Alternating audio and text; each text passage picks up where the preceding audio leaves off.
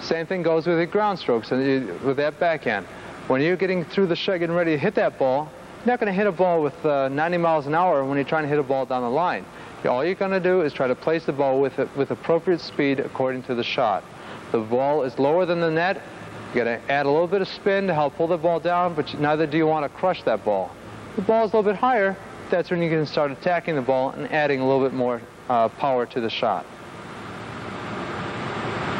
All right, now there seems to be a little misconception as to what type of swing do you want. Do you want the one-handed backhand? Should you hit with a two-handed, or do you hit with a two-hand with the release at the end?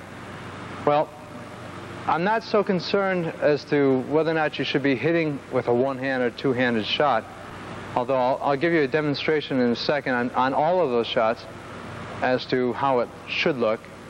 Basically, there are different variations of all these swings. The importance is remembering the end product. It's the ball going in the way you want it to go in.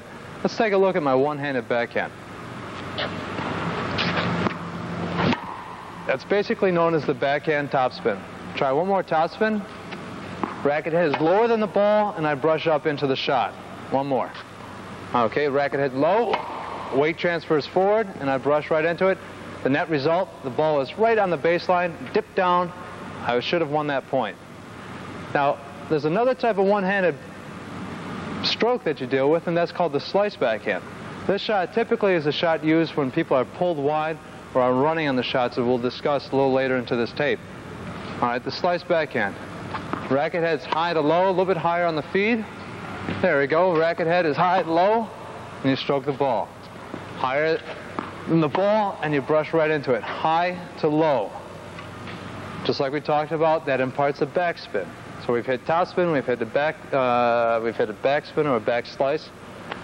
Now we deal with the two-handed backhand. Two-handed backhand basically is similar to the one-handed backhand, except that you incorporate two hands. The swing is a little bit tighter into the swing. It's not so free as far as your motion. Important keys to remember is to be tucked inside with the racket head to the hip. You're now in preparation to make a good topspin backhand. Tucked in here, swing out to the ball, relax with your arms. Two-handed backhand now.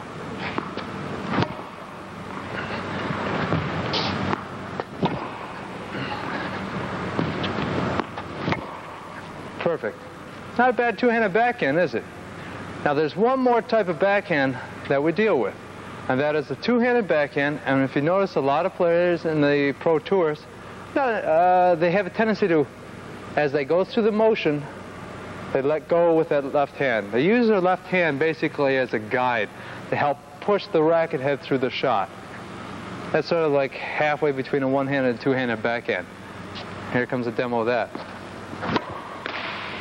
Well, I missed that one. There we go. There you go.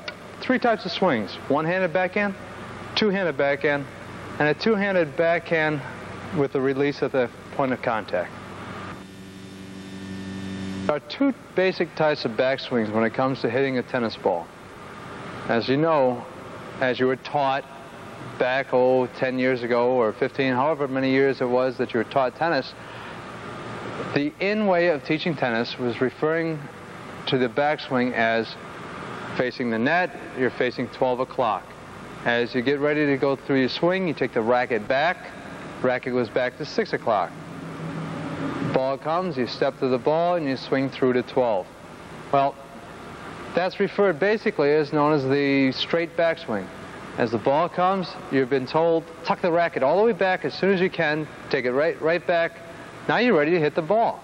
Well, it works. You do hit the ball, and it's easy to hit a ball. If you're standing still, you're going to take the racket back and stroke that ball all day. But what happens when you're having to hit a ball not exactly right here? What happens if you have to take a couple of steps? Or if you even have to run after the ball? Well, if you remember the Olympics, if you watch those people running, the track stars, Carl Lewis in the 100-yard dash, when they're running, they're pumping their arms. That's the natural way to run. You don't run like this, the arms across your body. So what we're emphasizing here is the importance of the second type of backswing known as a loop swing. The loop swing basically is starting with the racket head up high in a natural position. You're waiting for the ball. You take the racket back. As you start going through the motion, the racket head drops, and now you're ready to take your forward swing. What it looks like, a little bit slower motion, is that you get one motion into the ball. It's a one swing method, instead of the two swings of the straight backswing where you tuck back here, waiting for the ball. Now you're waiting and waiting, waiting, and then you swing. Now the ball is coming over you. You can get yourself in position. You don't even worry about the backswing. So the ball's just about ready to come towards you. Tuck the racket, and then you make your backhand swing. That's the loop backswing. What's the advantages? One, the backswing is already incorporated about 11 miles an hour faster than the straight backswing. Therefore, you're not going to have to swing as hard to generate as much power. All right. The other advantages are the fact that you're able to hit a ball easier on the run. You're able to get over to the ball and go through the motion instead of having to tuck the racket back and run rather awkwardly. All right, so remember, there's a straight backswing and there's the loop backswing. The loop backswing is probably the most important addition to your tennis game. We're going to try to hit a ball on the run. There's some basic keys to improve your game. When a ball is being hit to your backhand, you're out of position, you're just finished hitting your forehand, now the ball is coming towards your backhand side. We mentioned before trying to hit a ball with a straight backswing. Well, let's try to ignore the straight backswing and think about that loop swing, and let's see what happens when I hit 3 or 4 balls on the run. Now, if you remember early in the beginning, I'm going to start the point off with my feed using my backhand ground stroke. Okay.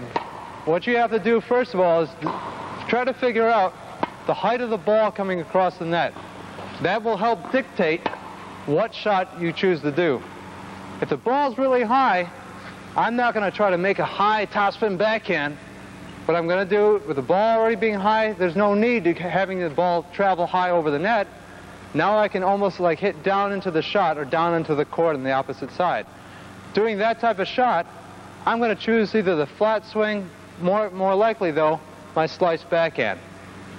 Okay, let's see what happens there. The ball's high. I'm going to slice that ball right down into the court. Ball's low, then I use my topspin. I got to try to determine what I'm going to use. The ball's up high, slice. Ball stays down low. That's when I want to use that topspin. Okay, now some keys as far as hitting a ball on the run. Let's talk about them. First of all, try to delay your backswing. You delay your backswing, you can get over to the ball a little bit quicker. Taking that racket back, it's a little bit awkward, like I had mentioned before. So delay your backswing, get over to where the ball is coming to. Number 2, move in a diagonal direction. Now what that means, if you want to take a look now, as I'm getting ready to hit the ball is being pulled to my backhand side. I'm not going to move parallel with the baseline. Not going to move to the side. What I'm going to do is try to cut the ball off. I'm going to move into the court, come in on a diagonal, and make contact a little bit earlier. This does a couple things. One, it allows me to catch the ball a little bit higher. Another thing it does, it allows my body force to be going into the shot instead of falling back. That's a common mistake with a lot of players. Now, there's another area that we need to work on, that is anticipating where the ball's going to. Start watching your opponent. Learn for some tendencies, learn some common tactics that your opponent may use. As you play the person 2, 3, 4, 5 times, I know there's a lot of you out there that happen to play your opponent maybe 100 times in a year. But learn to know those peculiarities about that, the opponent that you play. Try to pick up anything you can as to figure out where they're going to hit a ball in what situation. Now, another area to discuss and work on when you're trying to hit a ball on the run is your racket head. Like I mentioned, you have to be able to dictate what type of shot you use. Whether or not you're going to use the slice backhand, whether or not you're going to use the topspin backhand. All of those are determined by the height of the ball coming over the net and how early you're able to anticipate that shot. All right, let me show you some of the shots hitting a ball on the run. All right, here we go.